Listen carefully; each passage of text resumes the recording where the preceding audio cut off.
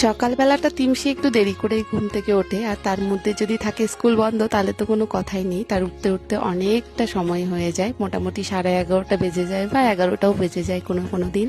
আর আজকেও কিন্তু তাই হয়েছে, ও অনেকটা দেরি করে ঘুম থেকে উঠেছে, তাই আমি আমার কিছু কাজকর্ম সেরে চলে এসেছি ওকে এখন ঘুম থেকে ওঠাতে। আর ওকে উঠেই কিন্তু প্রথমে চুলটা ঠিক করে দিই, ওর চুলটা যেহেতু একটু বড় চোখটা প্রচন্ড ঢেকে যায়, তো কিছু দেখতেও পারে না। আর এদিকে সকালে মেয়েকে ঘুম থেকে তুলে তাকে ফ্রেশ করে দিয়ে খাইয়ে নিয়েছি, খাইয়ে দাইয়ে ওকে দেখো একটু ওয়াটার কালার দিয়ে বসেছি, ও এখন বেশ কিছুক্ষণ ওখানেই ব্যস্ত থাকবে। আর আজ আমি সকালে সবজিওয়ালার কাছ থেকে এই কচুর ডাঁটগুলো নিয়েছি, তো আমার তো এগুলো খেতে ভীষণ ভালো লাগে, ছোলা দিয়েও ভালো লাগে, তারপরে ইলিশ মাছের মাথা দিয়েও ভালো লাগে, আর এমনিও রসুন দিয়েও ভালো লাগে। আর এদিকেই দেখো আমি তো আমাদের দুপুরে রান্না বান্না বসিয়ে দিয়েছি, আর বারবার কিন্তু ওকে এসেও আমার এখানে দেখতে হচ্ছে। আর কি সুন্দর দেখো, নিজে নিজেই আর্ট করছে, নিজে নিজেই কালার করছে। আর এখানে তিমসি বানিয়েছে বম্মা মানে মা কালী, আর মা কালী বানিয়ে কিন্তু মা কালীর জিভটাই দিতে ভুলে গেছে, তাই জন্য দেখো আবার জিভটা বানিয়ে সেটা রং করছে। আর এদিকে আমি চলে এসেছি রান্নাঘরে, আর দেখো কচুটা যে নিয়েছিলাম সকালে সেটা ছোলা দিয়ে করে নিয়েছি, যেটা খেতে দারুণ হয়েছিল। আর তার পাশাপাশি কিন্তু আমাদের করব পাবদা মাছ, আর পাবদা মাছের জন্য আমি এখানে শোলা কচু আর আলু কেটে নিয়েছি। শোলা কচু আলু দিয়ে কিন্তু পাবদা মাছ একদম পাতলা করে ঝোল করব,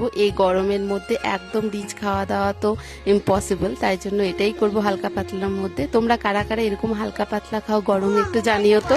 আর এই পাশে দেখো কচু ঘন্ট আমি নামিয়ে নিয়ে কড়াইয়ের মধ্যে একটু জিরা ভেজে নিচ্ছি। এই জিরা ভাজার মশলাটা কিন্তু তিমসি রেগুলার ওর মাছের ঝোলের মধ্যে দেই, আর আমাদেরও মাছের ঝোলে দিয়ে থাকি। আর এই পাশে দেখো আমার মাছের ঝোল তো মোটামুটি হয়ে এসে, আর মাছের ঝোলের মধ্যে এরকম পাতলা যদি ঝোল হয় তার মধ্যে গোটা গোটা লঙ্কা যদি থাকে আমার কিন্তু বেশ ভালো লাগে খেতে। তো চলো, এদিকে তো আমাদের রান্না বান্না হয়ে গেছে, আর তার পাশাপাশি কিন্তু তিমসি রান্নাটাও আমি সেরে নিয়েছি। ব্লগটা ভালো লাগলে অবশ্যই একটা লাইক কমেন্ট করে দিয়ে আর অবশ্যই ফলো করে দিয়ে। তো চলো আজকের মতো এখানেই থাকলো, পরে দেখা হবে অন্য একটি ব্লগে।